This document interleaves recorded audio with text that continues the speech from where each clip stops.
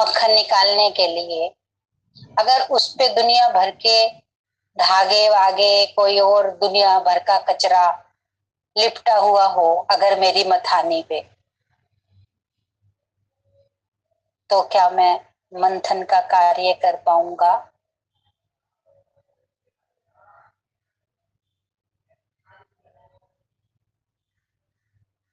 मथानी सही रीति चलाने के लिए, मक्खन सही रीति निकालने के लिए मेरी मथानी तो साफ सुथरी हो ना।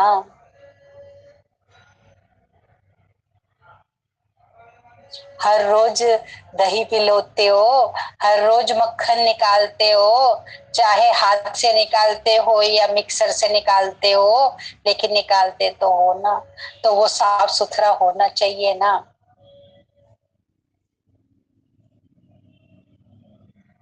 इसी तरीके से मेरे मन और बुद्धि की जो मथानी है, मन और बुद्धि की मथानी, वो कैसी हो? साफ सुथरी।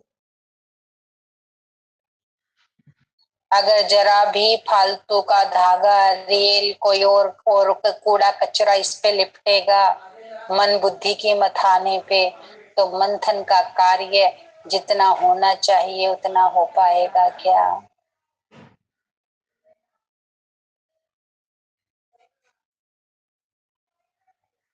कोई अपनी रई को बड़े अच्छे से साफ करके रखते हैं, कोई ऐसे ही डाल देते हैं, साफ हुई हुई नहीं हुई नहीं हुई पूरी तरीके से।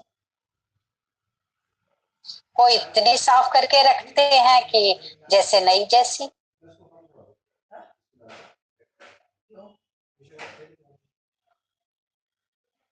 सबका अपनी अपनी कला है, दूसरे का कोई रोल नहीं है इसमें। आपके मन और बुद्धि की मथाने किसी दूसरे के हाथ में नहीं है। किसके हाथ में है? आपके अपने हाथ में। उसको साफ सुथरी रखना ये भी आपके हाथ में। अब जब आपने समझ लिया है मेरी मन बुद्धि की ही मथानी से ही मेरा सागर मंथन होना है, तो आप कितना ध्यान दोगे इस बात पर? कितना सजग रहोगे?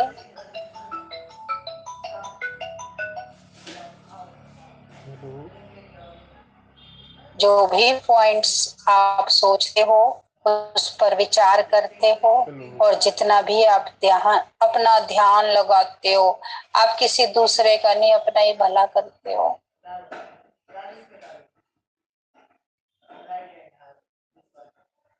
ये शरीर इतना नहीं है जितना आपको दिखाई देता है, 4, 5, 6 फीट का इतना नहीं है ये शरीर।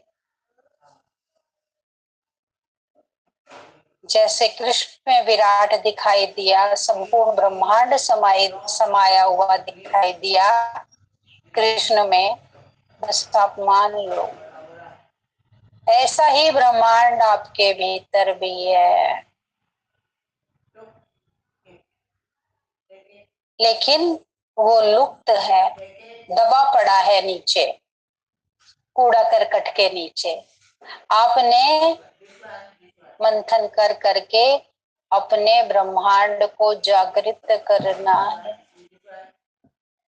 कृष्ण का ब्रह्मांड जागृत है इसलिए दिखाई दे गया कि वो मुख में ब्रह्मांड समाया हुआ है। तो जब आप अपना ब्रह्मांड जागृत कर लेंगे, किसके द्वारा? सतोगुण को धारण करके।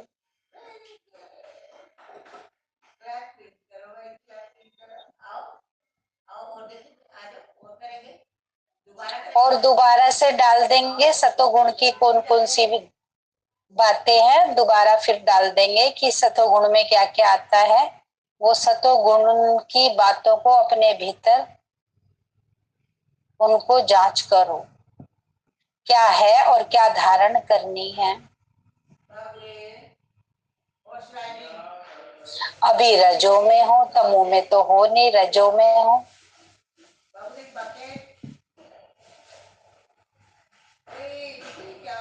रजो का मतलब, अब सतो वाली बात समझाई जाएगी तो आपको समझ आएगी। जिसको अच्छी बातें समझ ही नहीं आती किसी भी तरीके से, वो तमो। लेकिन आप सब कहाँ हो? रजो में। आपको सतों की सारी बातें धारण कर लेनी है, और जब आप सतो बन जाएंगे, गुण को धारण करने वाले बन जाएंगे, अवगुणों को छोड़ने लगेंगे, तो आपके मन बुद्धि क्या हो जाएंगे? पावरफुल, शक्तिशाली। मथने के लिए तैयार, मंथन के लिए तैयार। अब मान लो वो जो रई है वो कहीं किसी चीज के चक्कर में लिपटी पड़ी हो, मैं चलाऊं और वो तो चलने को तैयार ही नहीं, तो मंथन कैसे होगा? मैं चलाऊं और चलने को तैयार नहीं का मतलब क्या? मैं बैठूं तो ध्यान में, मैं सोचूं तो ज्ञान चर्चा, और बात तो कुछ और ही चलती है मेरे दिमाग में।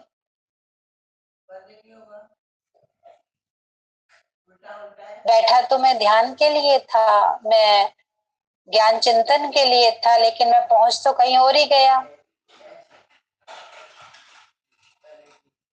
जहां मैं पहुंचता हूँ वो धागे मेरे रही पे लिपटे पड़े हैं,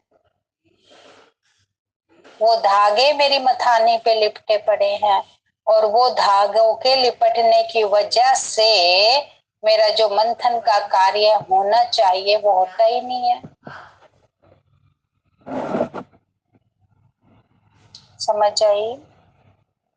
भाई की, बहन की, बुआ की, दोस्त की, मकान की, दुकान की, मार दुनिया भर की बातें जब दिमाग में आती है, जब ध्यान करने बैठते हैं, जानने कब कब की बातें, यानी कि मेरी मन बुद्धि रूपी मथानी इन सब से जुड़ी हुई है, इन सब में फंसी हुई है।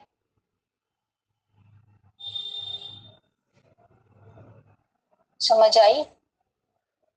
और जब इन सब में फंसी हुई है तो जो मंथाने का काम है वो तो नहीं हो पाएगा ना।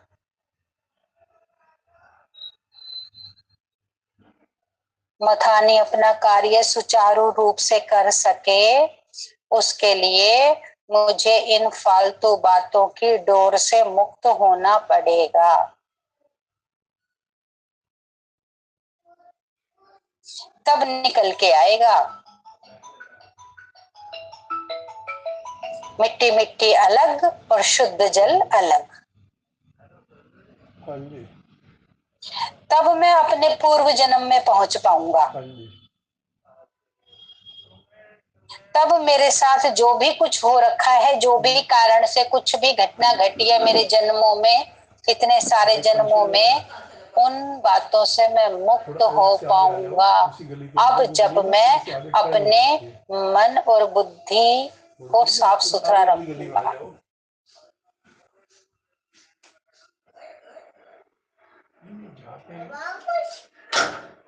तब मेरा ध्यान सही जुड़ेगा। और ध्यान सही जुड़ेगा, कहीं बिखराव नहीं होगा, तो 101% आपका कार्य होगा ही होगा। जिस काम से आप परेशान हैं उस परेशानी से आप मुक्त होंगे ही होंगे। लेकिन कब? जब ज्ञान चिंतन में और ध्यान के समय दूसरी दूसरी बातें आपके ऊपर हावी नहीं होंगी, उस पर आप कंट्रोल करने का अभ्यास करेंगे।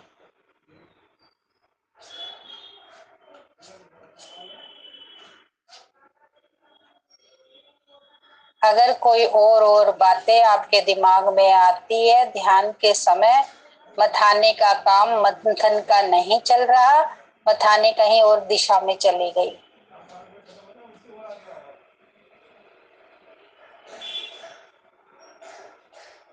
समझ आई? आपको बार बार अभ्यास बताए जाते हैं एकाग्र होने के। उन अभ्यास का जितना प्रैक्टिस करेंगे आप देखेंगे कि एकाग्रता बहुत अच्छी हो गई है। पहले से मैं बहुत अच्छे से एकाग्र होने लगा हूँ। अब कोई बात मेरे दिमाग में नहीं आती है, यानी कि अब मंथन का कार्य शुरू।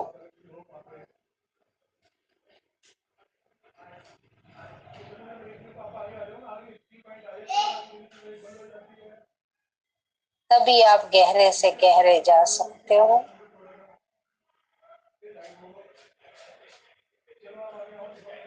मन बुद्धि रूपी मथानी में इतनी पावर हो कि आप अंदर से अंदर का दल के ला सको।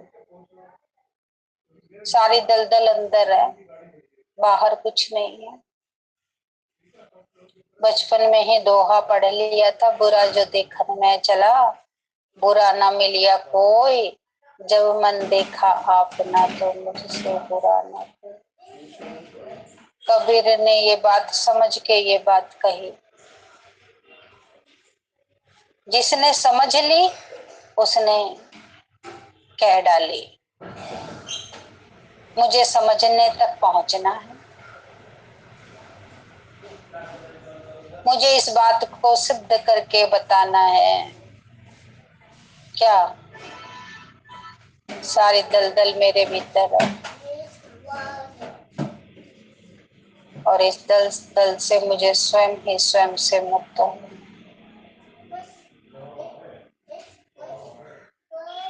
अपने भीतर में जाओ।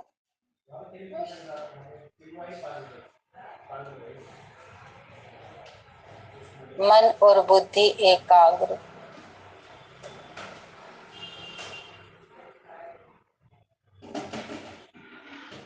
मूल से लेके सहस्त्रार्थ तक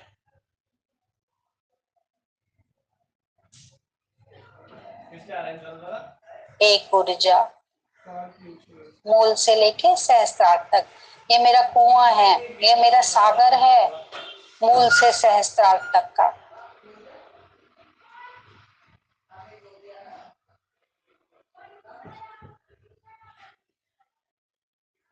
मन और बुद्धि को सदा शिव के साथ जोड़ के ये मैंने क्या किया, अपनी मथानी में शक्ति भरी। मन बुद्धि रूपी मथानी में मैंने शिव से शक्ति ली। उनकी एक ऑफिशियल ड्यूटी है जो मैंने अपना कनेक्शन शिव के साथ जोड़ा, यानी कि अब मैं चला पाऊं इसको। ऊपर से लो, जुड़ जाओ ऊपर से और नीचे मूल तक जाने दो।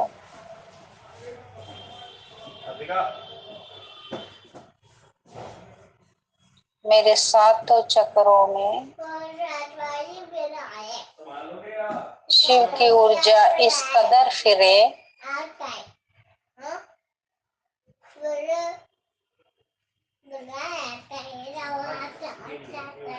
मेरी सारी सफाई हो जाए।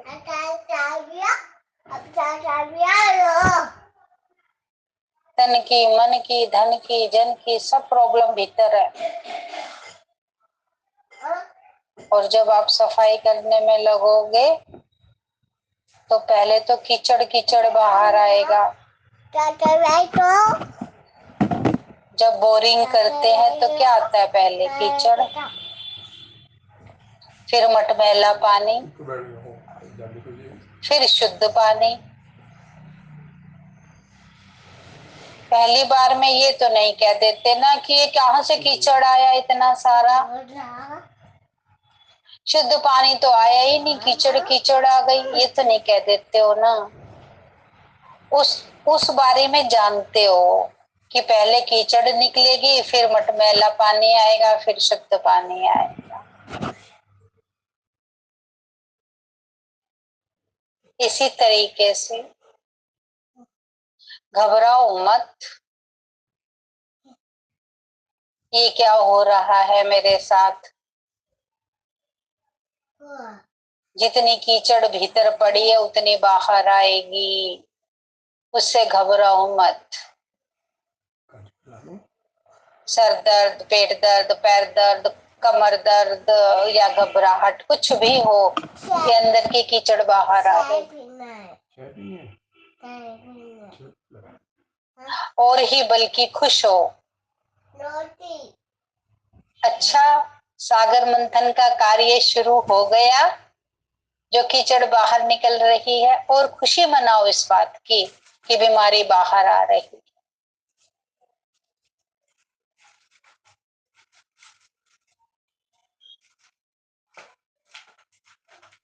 जब सारा गंदा कीचड़ बाहर आ जाएगा, फिर धुंधला धुंधला पानी आएगा, फिर क्या आएगा?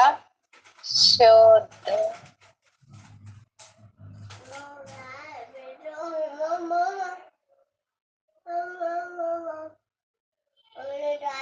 हर रोज नहाते हो ना इस गंगा जल में, हर रोज डुबकी लगाते हो इस अमृत में, मजा आता है ना।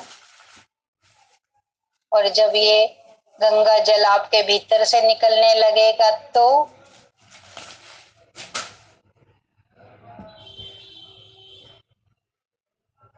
अमृत कुंड आपके भीतर है। जितना आप मंथन करेंगे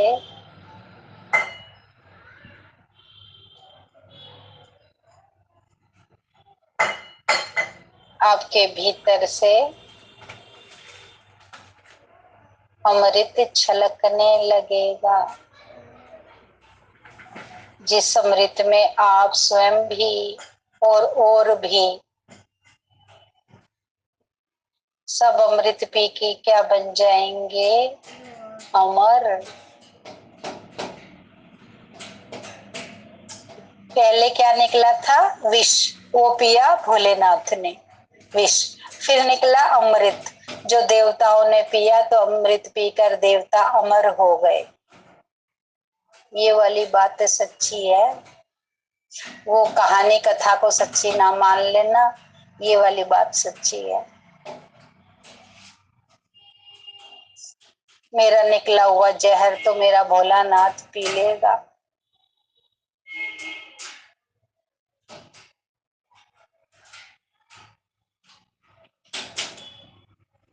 फिर जब अमृत निकलेगा वो बच्चों को पिला देगा।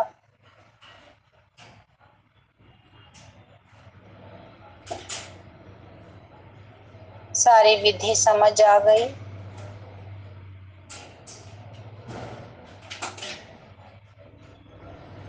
कहीं से भी कंफ्यूज तो नहीं हो।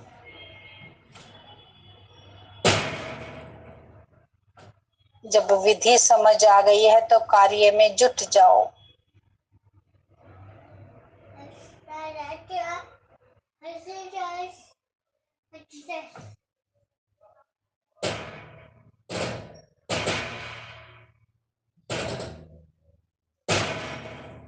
ये कार्य भी सेम बोरिंग जैसा है।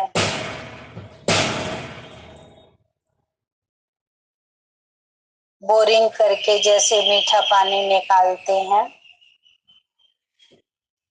ये कार्य भी ऐसे ही है।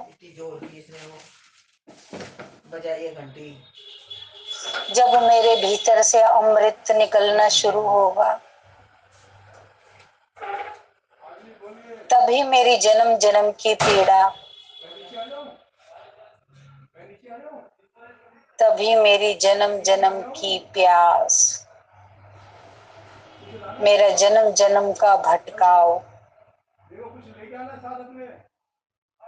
मेरी इधर भाग उधर भाग, ये चाहूं वो चाहूं, ये करूं कि वो करूं, ये दुनिया भर का भटकाव।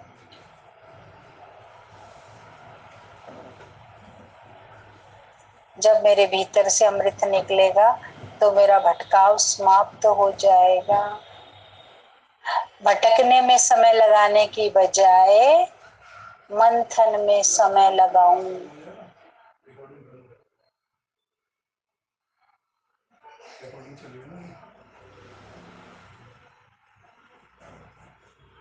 आप सब मेहनती बच्चे हो। आओ अदू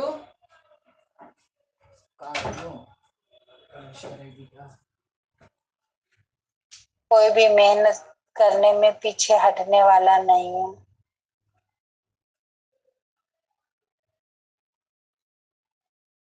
तो करके दिखाओ। जब आपको पता चल गया कि खुद ही धरती खोदनी है, खुद ही सोना उगलना है, फिर किसी की इंतजार क्यों करनी है? क्यों वेट करें? कोई और आके मेरी धरती खोद के सोना निकालेगा।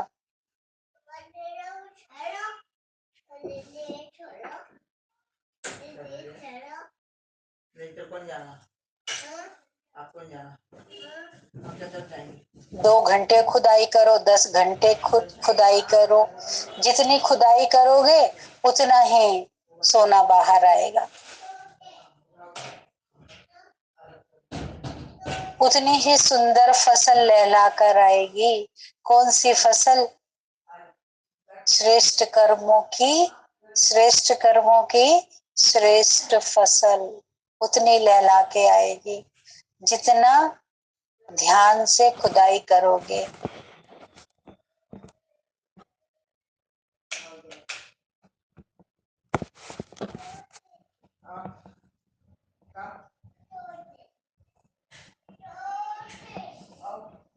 धन्यवाद करते रहो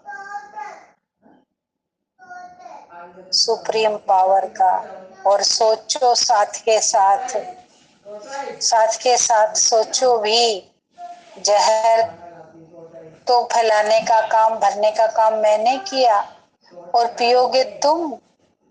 ये भी सोचो, ये ना सोचो कि उसका तो काम है जहर पीने का, तो पी तू, तो तेरा तो काम ही यही है। नहीं, मन में भाव भी ऐसा रखो कि उल्टे काम तो मैंने किए और सुलझाएगा तू।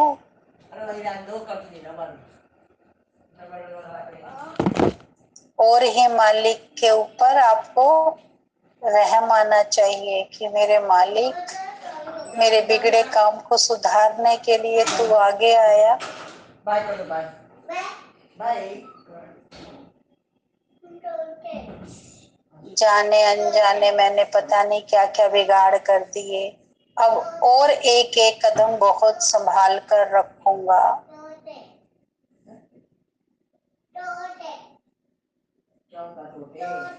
अब कोई भूल से भी भूल ना करूंगा।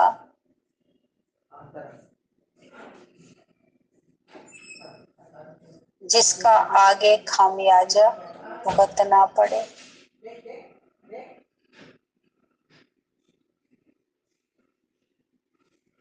मैं खुद मेहनत करूंगा और अब अपनी अगली पिछली सारी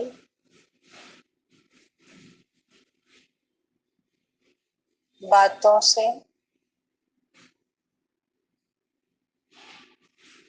स्वयं को मुक्त करूंगा। ये मैं आपको वचन देता हूँ।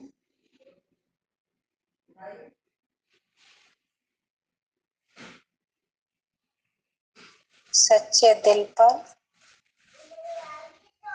साहिब राजी। जब आप अपना पुरुषार्थ पूरी लगन से,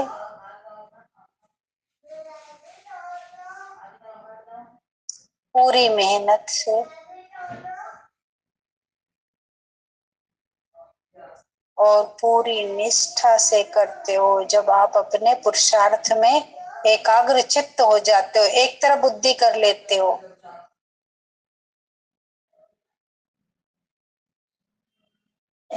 परमात्मा भी आपका पुरुषार्थ पूर्ण करने में आपकी मदद करता है।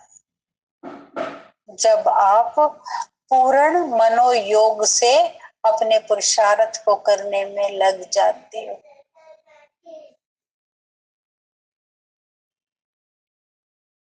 तभी कहते हैं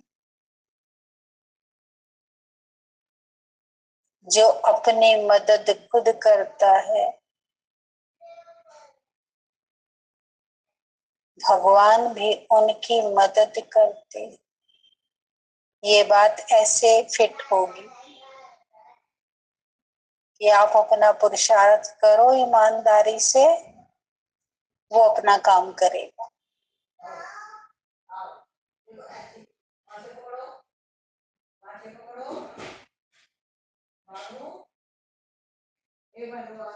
अपने पुरुषार्थ में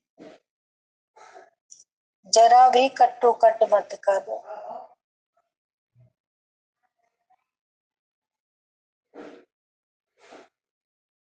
सत्यम शिवम सुंदरम के संतान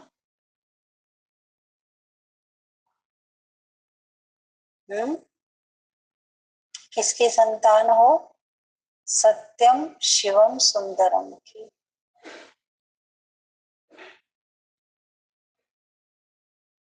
सत्यम शिवम सुंदरम बन जाओ।